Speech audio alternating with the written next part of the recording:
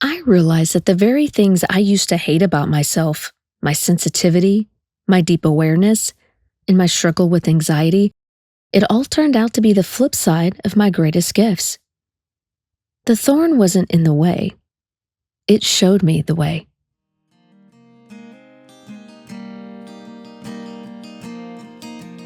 Hello, friends, and welcome back to The Free Advantage, brought to you by The Risky Path. I'm Heather Davis, and I want to invite you to join me each week as we explore self-discovery, authenticity, and the journey to uncovering a life of freedom. This podcast is about sharing and exploring impactful experiences that we all share in a relatable and digestible way. With so much information out there, it can be overwhelming to take it all in.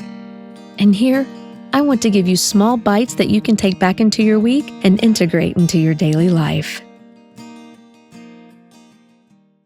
Today, I want to kick off something special, a month-long celebration of what makes us powerful, our gifts. I have been doing a lot of reflecting these past few weeks on our gifts, the ones that we carry inside of us, which make us who we are.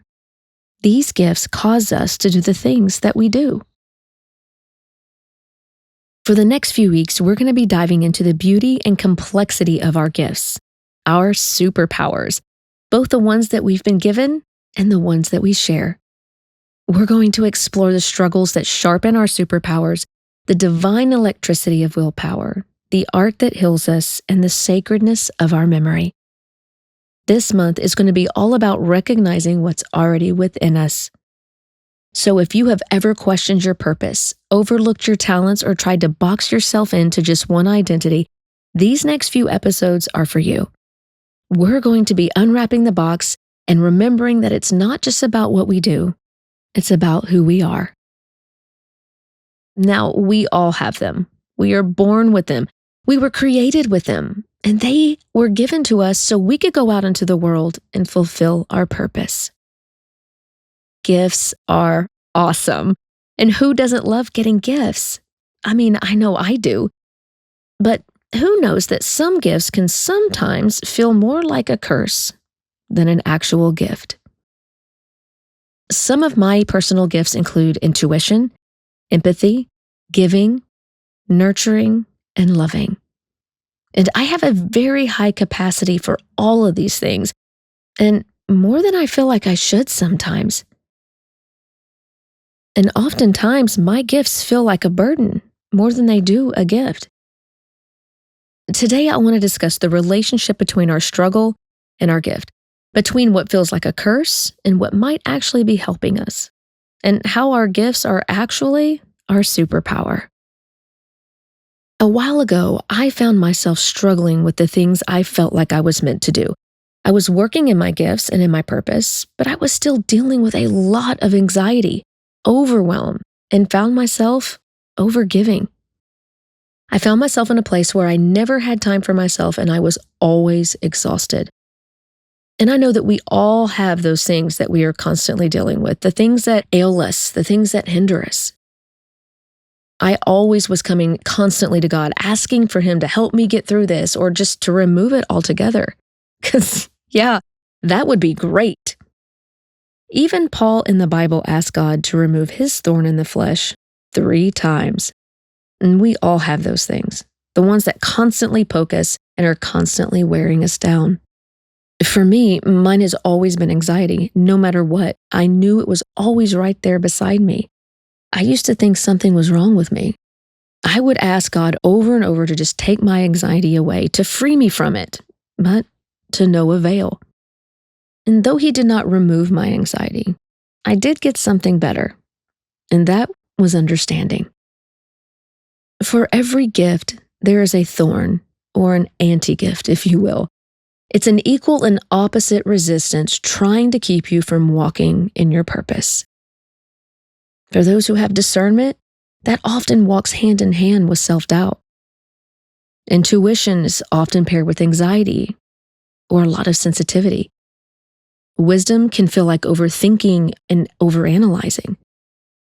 And empathy oftentimes brings overwhelm and energy drain. For our creative expression, we get imposter syndrome. And when you're a giver, it can leave you feeling burnt out. And this list goes on and on. But it really hit me one day like a bolt of truth. The things that we struggle with are strategic counterforces. They keep us from living in the true freedom that we already own. I realized that the very things I used to hate about myself, my sensitivity, my deep awareness, my struggle with anxiety, they turned out to be the flip side of my greatest gifts. Once I was aware of this, I wanted to know how I could use it to my advantage. Instead of punishing me, how could I use it to keep me present, to help me grow? I used to ask God to remove what hurt, the pain, the suffering, the hindrances. The truth is that the struggle and the gift are woven in our DNA. Remove one, and you unravel the whole thing. Because just like we can't have light without dark, we can't have gifts without thorns. Shifting my perspective from these things being a problem to something that actually helped me made all the difference.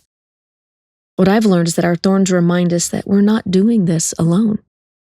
They remind us to lean into grace. They humble us and they keep us curious. And most importantly, they keep us connected to Source. So what do we do when we know we have a gift but live in the grip of its thorn? I want you to take some time to reflect. And I want you to remember that reflection is an action. You don't always have to be doing something specific, like writing or doing something. Reflection is an action. So I want to ask you to reflect on these. What if you stopped running from the struggle and started listening to what it's trying to teach you? What if your anxiety is really your spiritual radar, highly attuned and deeply sensitive for a reason? What if your fear is guarding the threshold of your breakthrough? How can your thorn help you to grow? And that thing you wrestle with, your quote-unquote thorn, know this. It doesn't disqualify you from your purpose. It points you to it.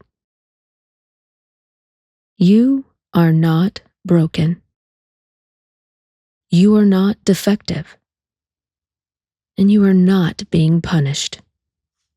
You are gifted.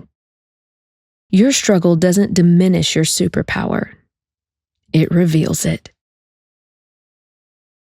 So here's to your thorn. Here's to your gift and the divine mystery that binds them together. Like Paul, we may never see the thorn removed, but grace. Grace is sufficient, and that grace is what turns our weakness into strength.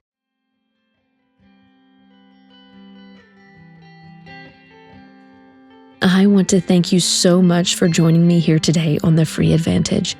For more resources, please visit my website, theriskypath.com. And if this episode resonated with you, please share it with someone who might need to hear it. And don't forget to like, subscribe, and leave us a review. Your voice matters, and it helps us to get our message out to more people just like you. Let's continue this journey to freedom together. And remember, freedom is the advantage you already own. Until next time.